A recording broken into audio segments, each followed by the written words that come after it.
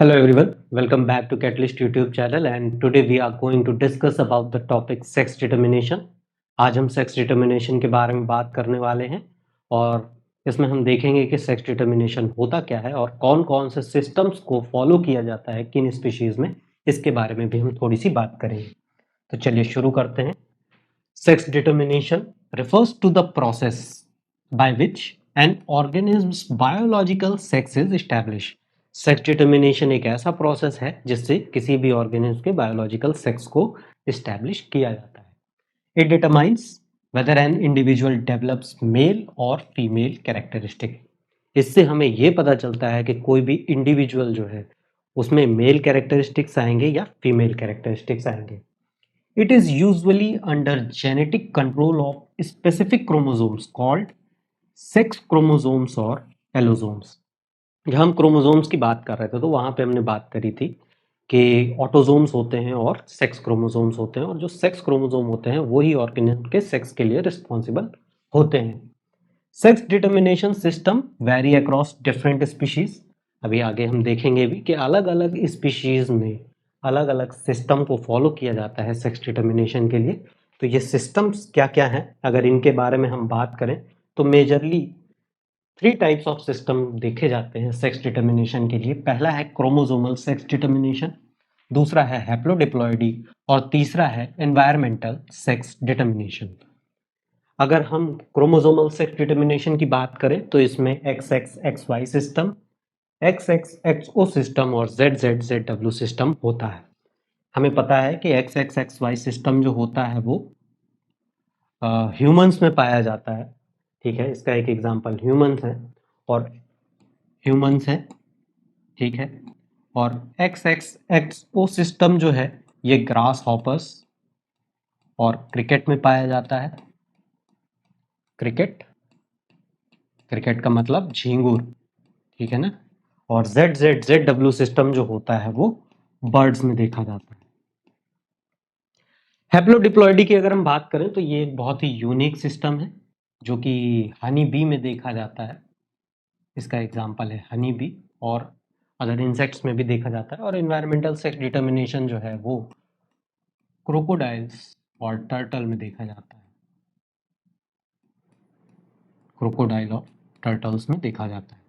ठीक है, तो अब एक एक करके इन सारे सिस्टम्स के बारे में बात कर लेते हैं कि इसमें क्या होता है। तो अगर हम पहले XXXY सिस्टम की बात करें तो ह्यूमंस में हमें पता है कि humans show XXXY type of sex determination.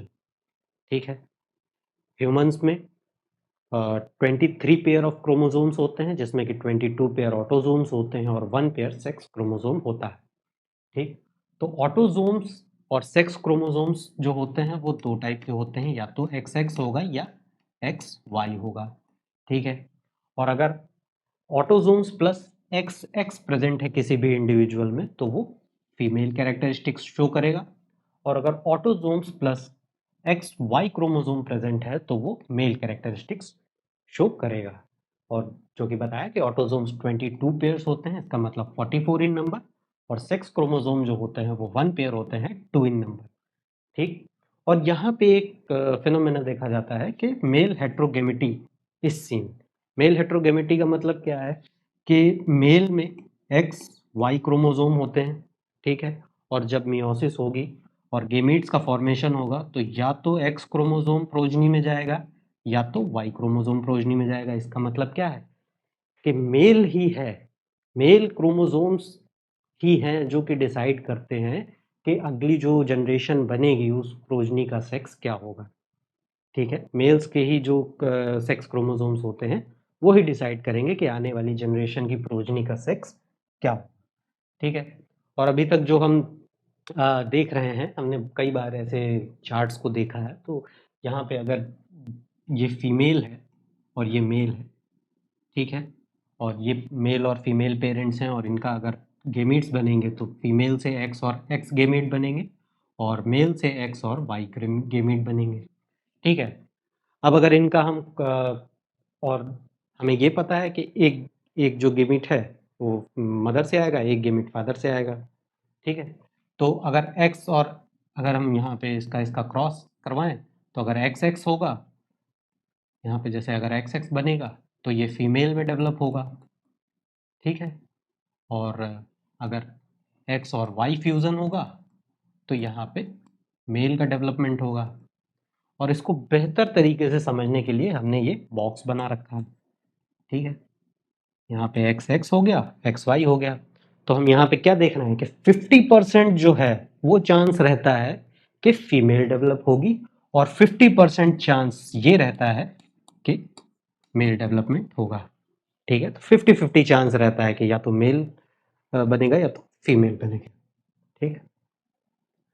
अब बात करते हैं, थोड़ी सी टेक्निकल बात कर लेते हैं कि मान लेते हैं कि ये हमारा वाई क्रोमोसोम है, ठीक है। ये हमारा वाई क्रोमोसोम है और क्रोमोसोम वाले वीडियो में हम ऑलरेडी बात कर चुके हैं कि शॉर्ट आर्म, लॉन्ग आर्म और सेंट्रोमियर क्या होते हैं, ठीक है। इस बारे में हम ज़्यादा बात नहीं करेंगे। वाई क्रोमोसोम की शॉर्ट आर्म पे एक जीन प्रेजेंट होता है, ठीक है। वाई क्रोमोसोम के शॉर्ट आर्म पे एक जीन प्रेजेंट होता है, उसको बोलते हैं SRY जीन, ठीक है। अब ये जो SRY जीन होता है ये क्या करता है, तो SRY जीन जो है वो रिस्पॉन्सिबल है, एक प्रोटीन इनकोड करता है SRY जीन, जिसको बोलते हैं testis determining factor, testis determining factor, या इसको हम TDF भी बोल देते हैं, TDF, या फिर इसको हम SRY प्रोटीन भी बोल सकते हैं, ठीक है। कुछ कुछ किताबों में इसको SRY प्रोटीन भी बोला गया है। तो अब यहाँ पे इसका सिग्निफिकेंस क्या है, जब अनडिफरेंशिएटेड गोनट्स प्रेजेंट होते हैं, अगर अनडिफरेंशिएटेड गोनट्स प्रेजेंट हैं,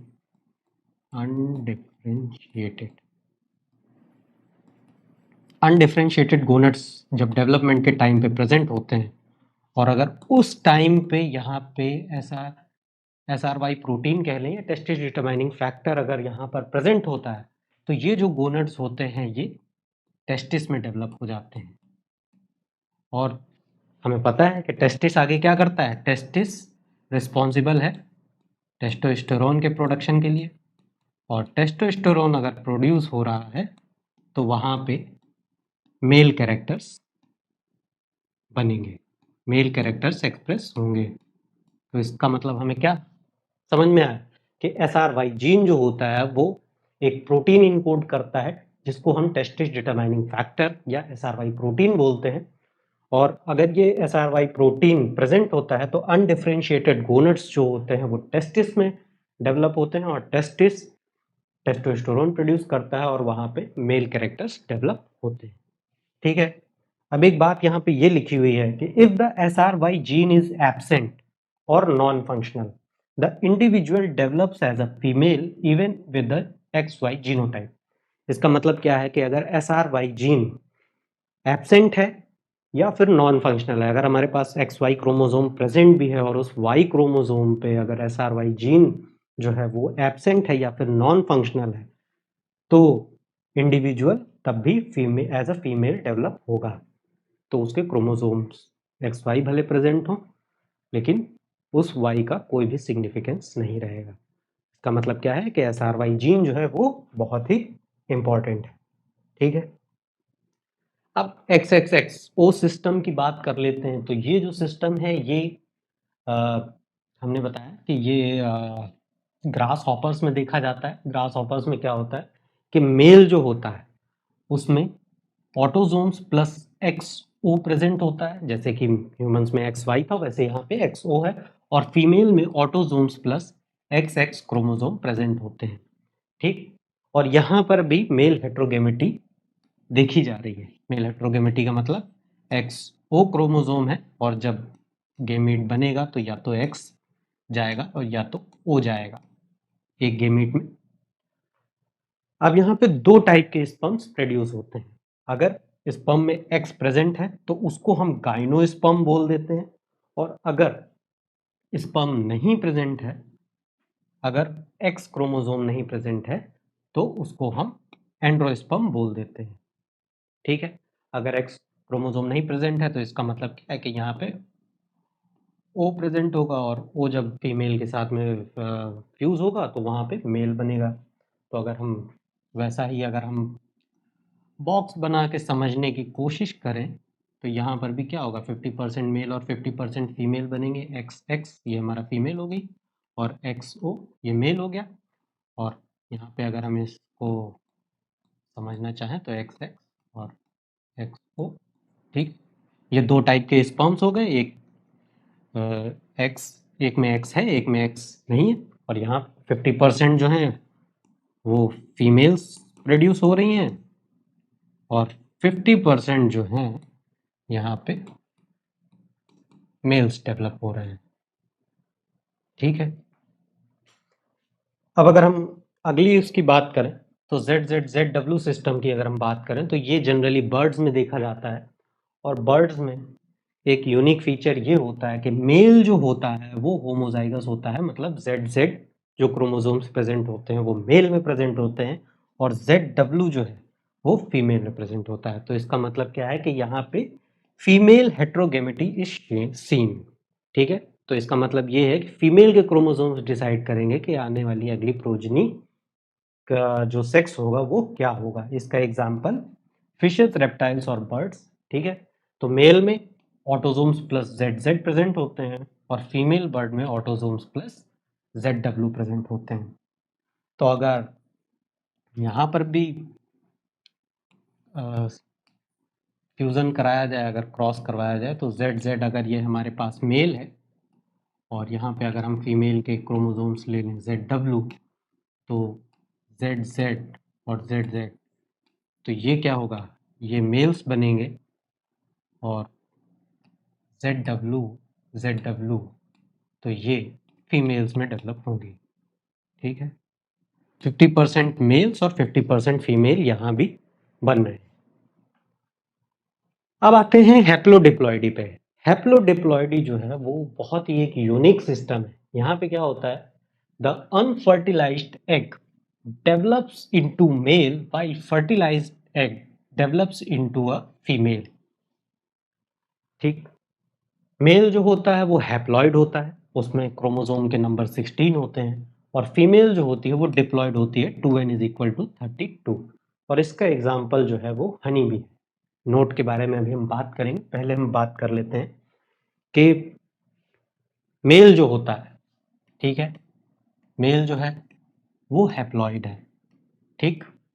और ये स्पर्म्स प्रोड्यूस करता है और ये भी हैप्लॉइड होते हैं by the process of mitosis. Mitosis में हमको पता है कि क्रोमोसोम्स के नंबर रिड्यूस नहीं होते हैं, क्रोमोसोम्स के नंबर रिमेन सेम। और अगर यहाँ पे हमारे पास एक फीमेल है, ठीक है, जो कि डिप्लॉयड है, 2n है, और ये एक्स प्रोड्यूस करेगी, ठीक है, by the process of meiosis. यहाँ पे मियोसिस होगा और मियोसिस में क्या होता है कि क्रोमोसोम्स के नंबर जो होते हैं वो हाफ हो जाते हैं। तो यहाँ पे एक्स जो है वो हैप्लॉइड बनेंगे, ठीक है। अब अगर ये एक्स अब एक्स के केस में दो केसेस हैं, ठीक है। अगर एग्स अनफर्टिलाइज्ड रह जाते हैं, ठीक है, अगर एग्स हमारे पास जो हैं वो अनफर्टिलाइज्ड अगर रह जाते हैं तो ये अनफर्टिलाइज्ड एग आगे चल के मेल में डेवलप हो जाएगा और मेल इसी वजह से हैप्लॉइड होते हैं। और अगर ये स्पर्म और इस एग का अगर फ्यूज़न हो गया, यहाँ पे अगर फ्यूज़न हो गया और फ्यूज़न होने के बाद आगे प्रोजनी डेवलप हुई, तो जो प्रोजनी बनेगी वो 2n बनेगी और ये जो प्रोजनी होगी ये फीमेल होगी। और हनी बी में फीमेल क्या होती हैं, फीमेल या तो क्वीन होती है और या फिर जो वर्कर्स होते हैं वो फीमेल होते हैं और जो मेल होते हैं उनको हम ड्रोन्स बोलते हैं, ठीक है। मेल्स हमेशा हैप्लॉइड होते हैं। तो अब ये जो बात यहाँ पे लिखी हुई है, the unfertilised egg develops into male while fertilised egg develops into female, ये बात समझ में आ गई। यहाँ पे एक नोट जो लिखा हुआ है इसके बारे में बात करते हैं। The mails produce sperm by mitosis, they do not have father and thus cannot have sons but have a grandfather and can have grandsons। तो ये बात हमने देखी, कितनी बहुत ही कितनी यूनिक बात लिखी हुई है कि जो इंडिविजुअल है ना तो उसको कोई पापा बोलने वाला है ना उसका कोई पापा है, लेकिन उसके ग्रैंडफादर भी हैं और उसके ग्रैंडसन्स भी हैं। ये चीज हमने देखी कि यहाँ पे जो मेल है, मेल हैप्लॉइड है और हैप्लॉइड से ही वो स्पर्म प्रोड्यूस कर रहा है, और यहाँ पे जो प्रोजनी बन रही है अगर फ्यूजन हो रहा है तो वो प्रोजनी फीमेल में डेवलप हो रही है, और अनफर्टिलाइज्ड एग ही है और वो आगे चल के अगर प्रोजनी में डेवलप हो रहा है तो वो मेल बनेगा। ठीक है, ये बात याद रखेंगे। अब आगे बात करते हैं इन्वायरमेंटल सेक्स डिटर्मिनेशन की। तो इन्वायरमेंटल सेक्स डिटर्मिनेशन जो होता है वो टेम्परेचर डिपेंडेंट सेक्स डिटर्मिनेशन होता है रेप्टाइल्स में। It is seen in turtles and crocodiles. ठीक, temperature of the egg during a certain period of development is the deciding factor in determining sex. मतलब क्या हुआ कि रेप्टाइल्स में टेम्परेचर जो होता है वो डिटरमाइन करता है कि आने वाली प्रोजनी का सेक्स क्या होगा। अगर warm temperature often results in female, अगर वार्म टेम्परेचर तो जो प्रोजनी बनेगी वो फीमेल बनेगी, while cool temperature produces male. अगर कूल टेम्परेचर है तो मेल बनेगा। इसकी भी एक रेंज होती है, इस टेम्परेचर की भी एक रेंज होती है कि इस पर्टिकुलर रेंज से अगर हायर टेम्परेचर होगा तो वहाँ पे फीमेल्स डेवलप होंगी, और अगर उस पर्टिकुलर रेंज से अगर कम टेम्परेचर होगा तो वो मेल्स में डेवलप होंगे। अब यहाँ पे दिक्कत क्या आती है कि अभी जैसा कि आपने देखा होगा कि इस सीज़न में बहुत ज़्यादा सर्दियाँ नहीं पड़ी, टेम्परेचर बहुत ज़्यादा फ्लक्चुएट नहीं हुआ है, टेम्परेचर बिल्कुल हॉट ही बना रहा। तो उसकी वजह से क्या होगा कि जिन ऑर्गेनिज्म में टेम्परेचर डिपेंडेंट सेक्स डिटर्मिनेशन होता है उनकी पॉपुलेशन में एक बहुत ही रैपिड डिक्लाइन हमको देखने को मिल सकता है। क्यों? क्योंकि एक ही सेक्स अगर किसी भी पॉपुलेशन में ज़्यादा हो जाएगा और जो अदर सेक्स है वो अगर कम होते जाएंगे तो आगे चल के उनकी पॉपुलेशन पे एक्सटिंक्शन का खतरा मंडरा सकता है। ठीक है, तो इस वीडियो में हमने बात करी कि सेक्स डिटर्मिनेशन क्या होता है, और हमने अलग अलग सिस्टम्स के बारे में बात करी। ह्यूमंस के केस में XXXY सिस्टम था, ग्रास हॉपर के केस में XXXO सिस्टम था, बर्ड्स के केस में हमने देखा ZZZW सिस्टम था। ZZZW सिस्टम में फीमेल हेट्रोगेमिटी थी, वहाँ पे फीमेल के क्रोमोसोम्स डिसाइड कर रहे थे कि कौन सा सेक्स डेवलप होगा। और फिर हमने हैप्लोडिप्लॉइडी की बात करी। हैप्लोडिप्लॉइडी में हमने देखा कि अगर अनफर्टिलाइज्ड एग है तो वो मेल में डेवलप हो रहा है और मेल हैप्लॉइड है, और अगर फर्टिलाइज्ड एग है तो वो फीमेल में डेवलप हो रही है और फीमेल डिप्लॉइड होती है। फीमेल या तो क्वीन होती है या वर्कर होता है। और इन्वायरमेंटल सेक्स डिटर्मिनेशन में हमने क्रोकोडाइल और टर्टल की बात करी, जिसमें कि हमने देखा टेम्परेचर डिसाइडिंग फैक्टर होता है। अगर वार्म टेम्परेचर है तो वहाँ पर फीमेल्स डेवलप होंगी, और अगर कूल टेम्परेचर है तो वहाँ पर मेल्स डेवलप होंगे। तो आज के लिए फ़िलहाल इतना ही। Thank you.